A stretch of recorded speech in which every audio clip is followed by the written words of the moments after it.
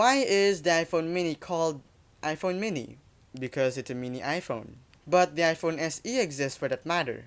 The iPhone mini is a premium equivalent of the SE. So, what happened to it? It's not on sale.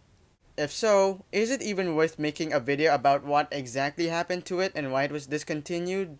Yes.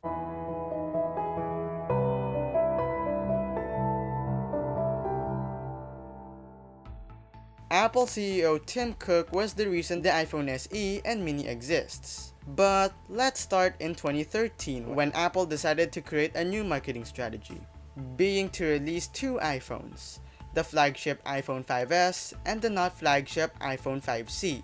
The iPhone 5S featured all the latest new features at its time, like the 64-bit A7 chip and fingerprint Touch ID. But meanwhile with the iPhone 5C, it only featured colors without the latest and greatest features the 5S has, which the iPhone 5C started at $100 and the 5S started at $200. And due to the iPhone 5C featuring just colors and it's quite cheaper, they overestimated the demand for it, resulting in supply chain cuts just after 1 month after its release and realized the 5C was a failure. After the flop of the 5C, they still continued to release two iPhones, except they're both flagships and more expensive.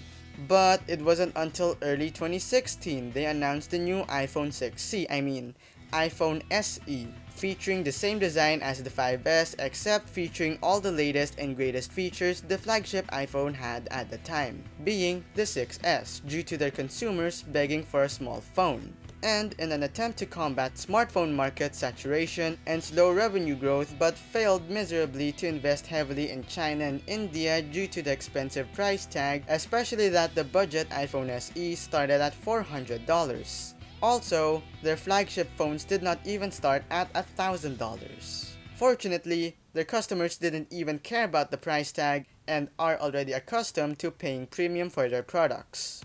And so, after some considerations, they decided to release their new flagship phone in 2017, the iPhone X, at $1,000 instead of the usual $600 to $750, giving them the advantage to trap their competitors to do the same, and gave Apple the opportunity to do something, which they did by releasing the iPhone XR at $750 in 2018 with relatively similar specifications to the XS to making it cheaper in 2019, alongside selling 3 flagship iPhones, then to selling the iPhone SE for $400 in 2020 with a relatively similar design to the iPhone 8 and specifications to the iPhone 11 Pro, which resulted the iPhone XR to be the best-selling iPhone in 2019 and the SE to sell very well in the second quarter of 2020.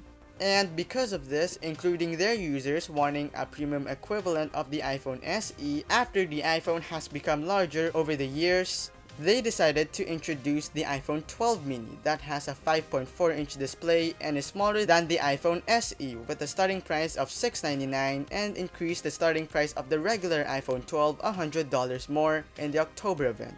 And now right after introducing the iPhone 12 mini, they also overestimated how much it would fill their sales due to the given reasons, being that they expected the iPhone 12 mini to fill up at least 10 to 15% of it due to their users wanting one. But sadly, that didn't happen. As what actually happened was that the iPhone 12 mini only filled up 6% of their sales, or 1/2 to 1/3 of it, resulting them to kill its production due to poor sales and demand, which also happened the same with the iPhone 13 mini, filling up only 3% of their sales, deeming it a fail.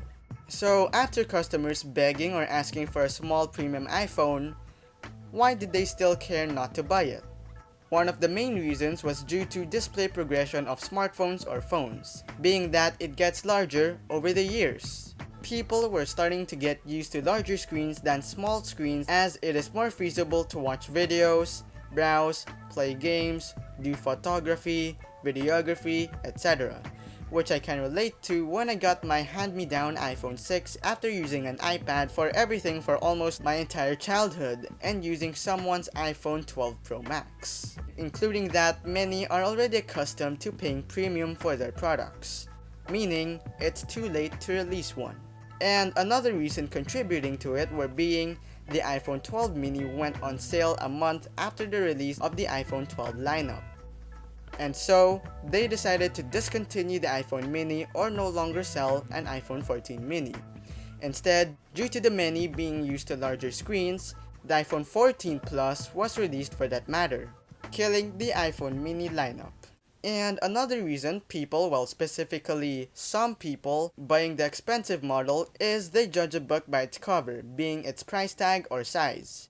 So to not let you fall on that mistake, I'd suggest you to watch this video above me about why you should stop buying expensive tech/gear for any sort of reasons before you finalize your decision if you really need it or not. This is Euri from Euri Tech. Thanks for watching, and I'll see you next time.